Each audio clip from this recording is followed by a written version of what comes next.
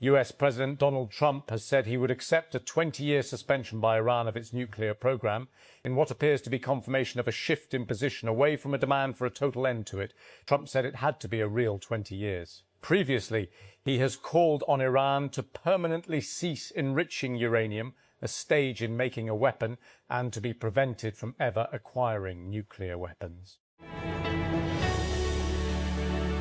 A retired French sports teacher is in custody after being caught making sexual propositions online to a 14-year-old girl, except that the 14-year-old girl was not a 14-year-old girl. At least 7 Palestinians have been killed and dozens injured in 2 Israeli airstrikes on a residential building and a civilian vehicle in Gaza City, according to medical sources. The deaths on Friday come as Israel said it carried out a strike on Izz al-Din al-Haddad, the head of the armed wing of Hamas in Gaza. The lawyers for Mahmoud Khalil, a former Columbia University student targeted for deportation by the United States government over his pro-Palestine advocacy, have called on an immigration appeals court to reopen and terminate his case. The latest legal appeal points to new evidence, some of which was documented in media reports, suggests that the Trump administration secretly engineered the outcome of his immigration case to duration to make an example of him. A former security chief in Mexico's Sinaloa state has been taken into US custody on allegations linked to the Sinaloa cartel, according to federal court records and reports unsealed late Thursday. Gerardo Merida Sanchez, 66, who served as Sinaloa's public security secretary from September 2023 to December 2024, was arrested in Arizona on May 11 before being transferred to New York. One of the most entertaining moments in VC this week was a piece of rage-bait marketing from General Catalyst in a now viral post on X that parodies the old Mac versus PC commercials. The venture firm, better known as GC, posted a VC versus GC video on Wednesday. The VC was played by a tall actor in a baggy shirt and vest with a distinctly large bald head, an apparent dig at Andreessen Horowitz co-founder Mark Andreessen. But the real Andreessen never looks that dishevelled. Investors can't seem to get enough of RJ Scaringe or his ideas. In less than a decade, the serial entrepreneur best known for his EV company Rivian has raised us more than $12.3 billion from venture capital firms, as well as strategic and institutional investors for his 3. X, the latest $400 million raised for his new venture, or Bayed. Investors are still happily piling in.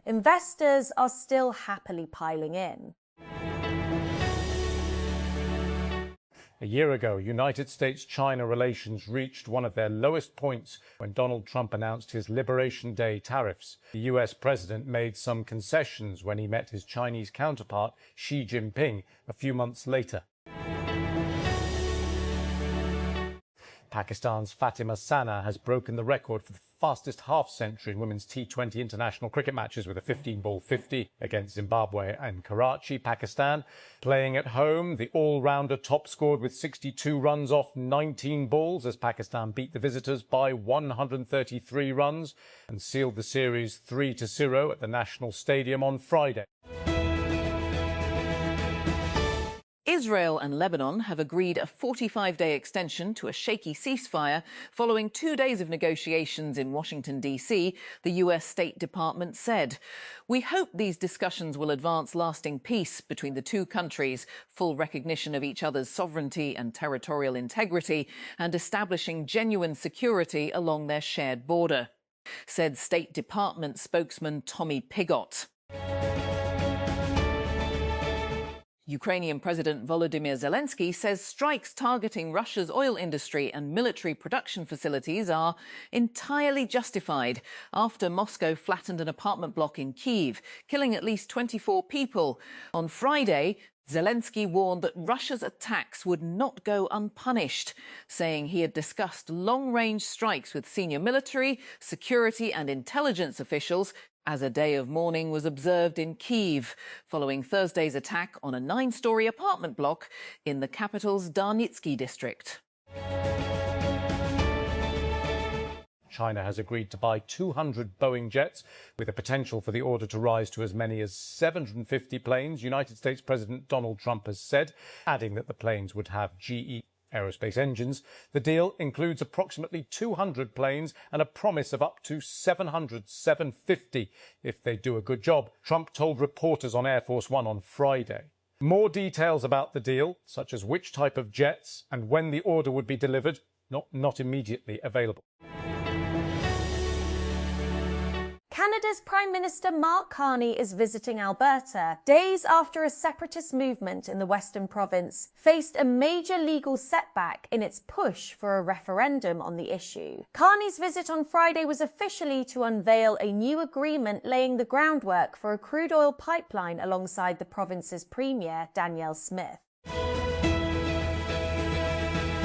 There are currently 10 global cases of hantavirus, the World Health Organization, WHO, has said, lowering its earlier figure of 11 after a person who was thought to have contracted hantavirus was confirmed to be negative. Maria van Kerkhove, the director of the WHO's Department for Epidemic and Pandemic Preparedness and Prevention, said on Friday that the earlier count included one individual who had an inconclusive test. We've had further confirmation from the United States that person was negative. It's no secret that AI data centers have been straining the grid, but Silicon Valley has been relatively insulated from it all, thanks to high land and power prices that have pushed hyperscaler projects elsewhere. The tech elite might soon get a taste of the power crunch, though. The Bay Area's vacation land, Lake Tahoe, has less than a year to find a new energy supplier. A hotel check-in system left more than 1 million customer passports, driver's licenses and selfie verification photos to the open web after a security lapse. The data is now offline after TechCrunch alerted the company responsible. The hotel check-in system, called Tabik, is maintained by the Japan-based tech startup Trekria. According to its website, Tabik is used in several hotels across Japan to check guests in and relies on facial recognition and document scanning to check guests in. The Capital Development Authority, CDA, has approved the abolition of 1,062 vacant and redundant positions as part of a broader right-sizing and austerity drive aimed at streamlining administrative operations and reducing financial pressure on the public sector. The decision was formalised through a notification issued by the Human Resource Development Directorate on May 6, 2026, following approval during the CDA board's 5th meeting held in late April. The State Bank of Pakistan, SBP, has launched a nationwide Go Cashless campaign for Eid-ul-Adha 2026 aimed at promoting secure and convenient digital transactions in cattle markets across the country. The initiative forms part of the central bank's broader strategy to reduce reliance on cash and accelerate digitization of Pakistan's mint trading periods during one of the country's busiest seasonal trading periods. The federal government on Friday reduced petrol and diesel prices by Rs 5, according to a notification issued by the Petroleum Division. According to the notification, the revised prices will take effect from May 16. A judge has declared a mistrial in the rape case against Harvey Weinstein after the jury in New York said it was deadlocked and unable to reach a verdict. It marks the 3rd time a New York jury has considered the case against the 74-year-old disgraced film mogul, who remains jailed on other charges. Despite a fragile US-brokered ceasefire in Gaza, Israel carried out a strike targeting Hamas's most senior military leader, according to a joint statement from Prime Minister Benjamin Netanyahu and Defense Minister Israel Katz. Israel held Izz al-Din al-Haddad responsible for being one of the architects of the Hamas-led attack on October 7, 2023, and for holding hostages in the attack's aftermath. Israel also accused al-Haddad of refusing to implement the agreement led by US President Donald Trump for Hamas to disarm and for the demilitarization of the Gaza Strip. A German Chancellor Friedrich Merz on Friday said he would advise his children against living or studying in the United States at the moment, citing a rapidly changing social climate and limited opportunities even for the highly educated. The remarks highlight tensions between the United States and its European allies under President Donald Trump, with disputes over trade, the wars in Ukraine, and now Iran putting the NATO alliance under strain. 3 people have died after a hantavirus outbreak on a cruise ship, which provoked global concern and revived memories of COVID-19. Experts stress it is not the same virus, but after the pandemic, trust is fragile. What does this cruise ship outbreak reveal? In this episode, Russia launched more than 1,400 drones and 56 missiles into Ukraine on Wednesday and Thursday. Much of the onslaught was aimed at the capital, Kyiv. Days after Russia threatened to do so, only if Ukraine attacked its Victory Day parade in Moscow's Red Square on May 9. It is a major Russian holiday commemorating the end of the Second World War. United States President Donald Trump has departed China following a 3-day trip, touting several broad trade deals, but suggesting little progress on key issues related to Taiwan. Trump's visit, the first of his second pomp and circumterm, was filled with pomp and circumstance, including a greeting from waving children and a military honor guard, a private tour of a secretive former imperial garden, and the Confucian 15th century Temple of Heaven.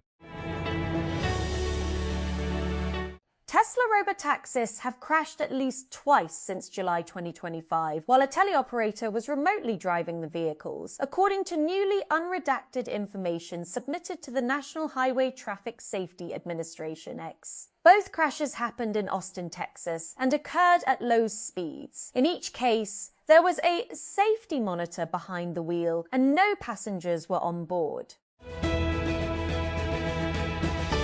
The federal government has reduced petrol and diesel prices by 5 per litre for the next 7 days, sources informed Pro-Pakistani. Following the latest revision, petrol will now be priced at 409.78 per litre, while diesel will stand at 409.58 per litre.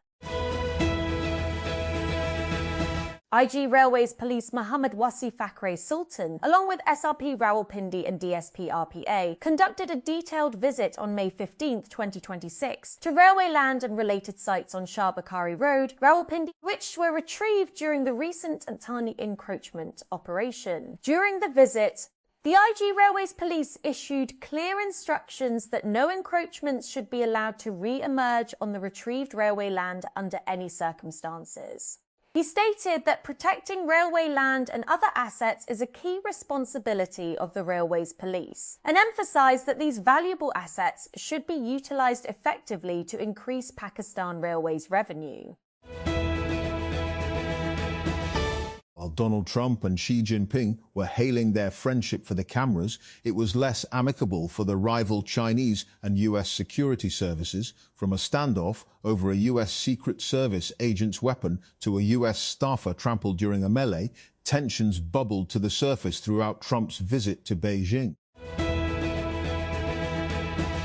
The United States has cancelled the planned deployment of 4,000 soldiers to Poland, US officials said Friday, as Washington reorganises its forces in Europe after announcing it would withdraw thousands of troops from Germany. The head of US European Command received the instructions on the force reduction. General Christopher Leneve, the acting chief of staff of the US Army, said during a congressional hearing when asked about the cancelled deployment.